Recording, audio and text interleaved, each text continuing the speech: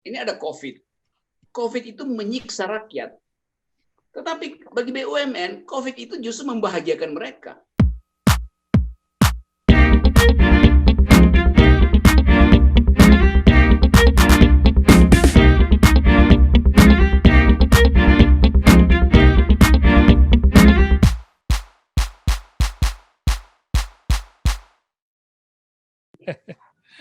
Karena kan kita selalu ingin seolah-olah optimis terhadap keadaan itu. Ya oke, optimis itu adalah tindakan normatif kita karena kita menginginkan yang ideal terjadi, karena itu kita mesti optimis. Tapi kalau kita lihat proses politik hari ini, menjadi pesimis pun itu sebetulnya adalah optimisme kita untuk mempercepat perubahan. Kan itu soalnya kan.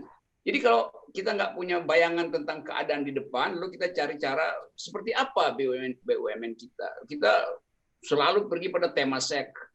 Nah, Temasek itu 98 juga pernah bangkrut. Itu kan BUMN yang pernah bangkrut. Kenapa? Karena dikendalikan oleh keluarga presiden.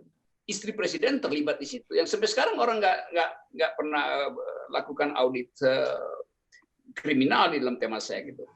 Jadi kita sebetulnya kehilangan pakem, padahal kita bisa bentuk sendiri citra kita tentang BUMN. Nah sekarang semua orang menganggap bahwa ini ada COVID. COVID itu menyiksa rakyat. Tetapi bagi BUMN, COVID itu justru membahagiakan mereka. Sebab dengan adanya COVID, pemerintah punya alasan untuk membail out BUMN. Dengan adanya COVID, ada alasan untuk stimulus bagi BUMN. Yang sebetulnya tadi diterangkan kan urusannya dengan COVID. Sebelum COVID itu udah berdarah-darah semua kan. Jadi sekali lagi, kita yang ingin saya terangkan adalah bahwa kalau kita baca politik BUMN atau kebijakan BUMN, dia hanyalah bagian dari penyelesaian kecil untuk satu sikap politik baru, yaitu menantang kekuasaan untuk membuktikan bahwa dia bersih itu.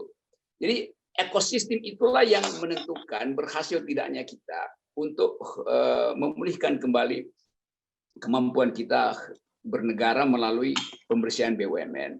Yang diterangkan tadi oleh Pak Mardhani, Pak Dahlan Iskan, Mbak Eni, sebetulnya itu pembicaraan nanti hari pertama setelah presiden baru terpilih itu. Kita udah bicara lebih awal sebetulnya. Tapi udah kita anggap aja bahwa pembicaraan kita ini seharusnya diputuskan nanti hari pertama setelah presiden baru terpilih.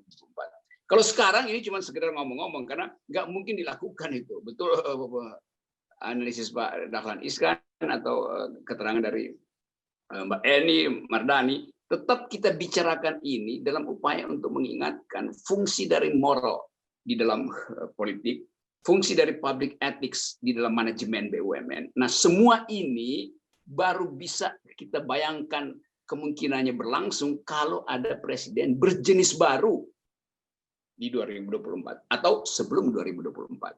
Terima kasih.